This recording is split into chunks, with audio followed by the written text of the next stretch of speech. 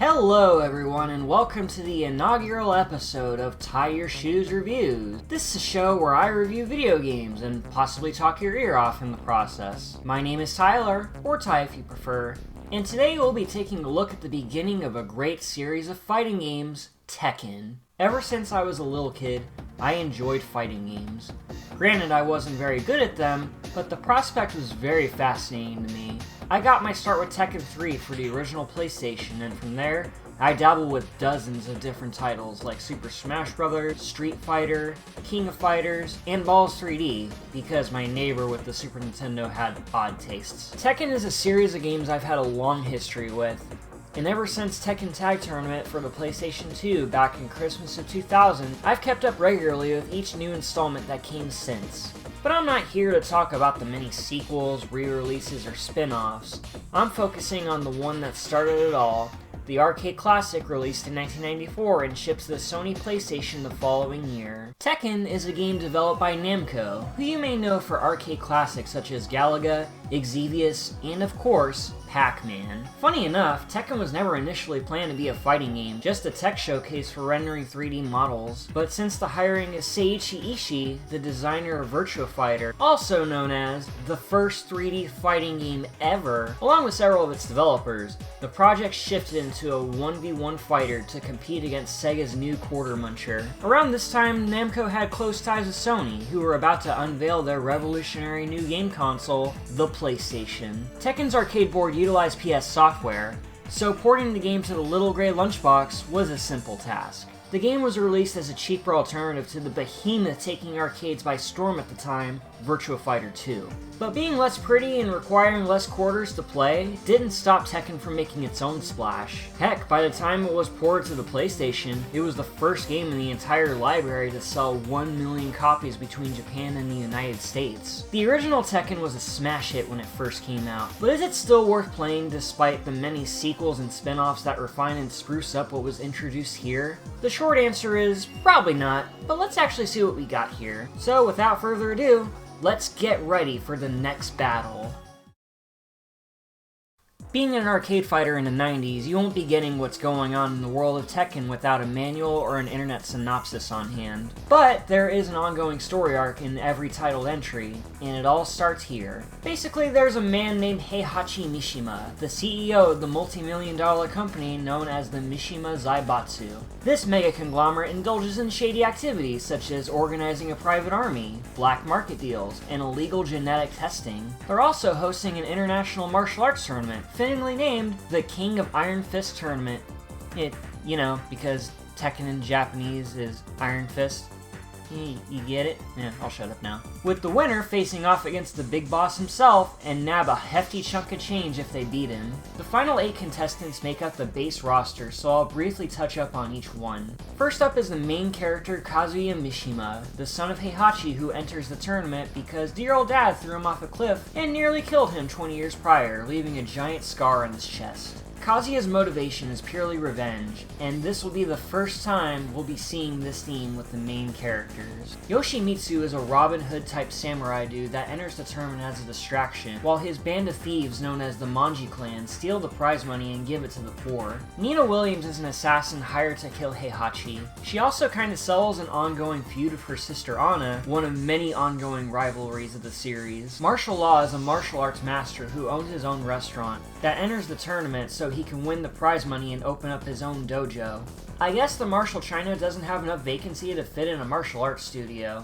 Paul Phoenix is an American judo practitioner that enters the tournament to defeat strong opponents and prove he's number one. Jack is a robot sent to the tournament by the Russian military to dispose of Kazuya because they learned of his plan to dethrone Heihachi. I was not aware the Zaibatsu was in a joint partnership with the former Soviet Union, but who cares when they send a robot to help your cause? King is a luchador with a jaguar mask that hopes to win the prize money to fund his orphanage. And finally, Michelle Chang is a half-Native American woman who swears revenge on Heihachi after she learns his army killed her father. All of these characters, excluding the unlockable bosses, have their own unique ending movie after you clear their arcade run. and they all range from awkward to hilarious. One of my favorites includes King going back to his orphanage victorious while being greeted by realistic children. The juxtaposition between these kids and the weird CGI Jaguar Man is hilarious. My other favorite is the canon ending, where Kazuya throws his defeated father off the same cliff that he was thrown off of. Look at that shit-eating grin. This was way back before CG in video games was a more common thing, but needless to say, all these endings are deliciously entertaining for all the wrong reasons.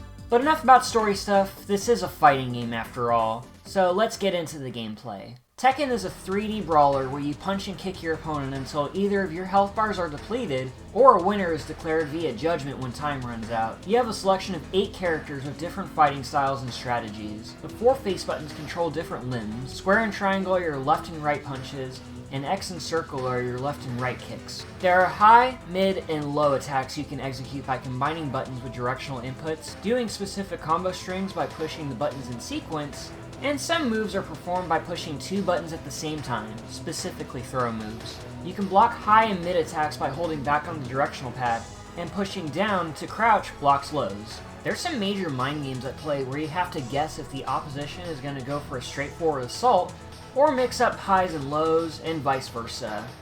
It's pretty exhilarating landing a hard-hitting punch as soon as you catch them off guard trying to attack as well. Counter damage is very much a thing in Tekken, and in these early entries, the amount of damage dealt from mistimed attacks is huge, so be mindful when you choose to attack, especially when going against the final boss of the arcade ladder. All 8 fighters of the initial roster are all unique from each other and are all inspired by real-life martial arts. Law is obviously inspired by Bruce Lee, so he adopts elements of his Jeet Kune Do fighting style. He also sports his Game of Death jumpsuit in the original arcade version, but they changed it in the PlayStation port, so that's interesting, I guess. King is a pro wrestler who performs wrestling maneuvers like the Frankensteiner, suplexes, and DDTs. Only in this universe where pro wrestling constitutes as a legit fighting style, and I'm not gonna lie, Namco definitely nailed it with King. Just look at how cool he is. King is definitely up there as one of my favorite characters in the series. When it comes to characters I can actually play, there's one that immediately springs to mind. Poster Boy Kazuya is the most comfortable I've been with the entire roster. He's one of the few characters in the game with a special step, which can be used to close in on opponents fairly quickly and duck simultaneously. Pushing a button after doing the special step performs some of the harder hitting moves out there, the right uppercut leading to punishing juggle combos. Compound this with the counter hit system, and Kazuya can be one of the most dangerous players in the game, and I find his style fits me perfectly. Almost everyone else, though, not so much. This is the first game of the series, so much of the roster isn't fully realized yet, but dude, playing through their arcade runs were rough at points. The overall control of Tekken feels remarkably clunky. Some attacks come out way too slow for what they do, or the cooldown's a bit too long. Getting up after being knocked down takes way too long and leaves you wide open for cheap shots. For some reason, everyone jumps like they're on the moon, and it's kind of off-putting sometimes. The boss characters you face in the penultimate battle are glorified clone characters. Look at Lee here, he's just doing Law's moves. Whoa, what is going on in Proto-Jack here? Going into Tekken's graphical style for a bit, it's pretty good for PlayStation standards. The 3D models animate pretty well, despite looking like coming from a college student 3D art project at points. The backgrounds are really weird though. Each stage is basically a never-ending circular stage with a pre-rendered background circling around it. It's kinda trippy actually.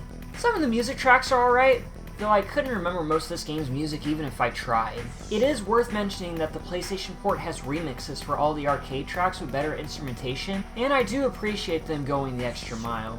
This really does feel like the first game in the series, almost as if this was a functional beta test. Not to say Tekken 1 is bad, but its flaws are noticeable and there's little reason to go back to this aside from curiosity or nostalgia. Still, this game's legacy can't be ignored. It's the first PlayStation game to break 1 million copies and was successful enough that the first sequel, Tekken 2, would see the light of day in 1995. Tune in next time and we'll see how the second round goes. Until then, thank you all for watching and have an awesome day. You win!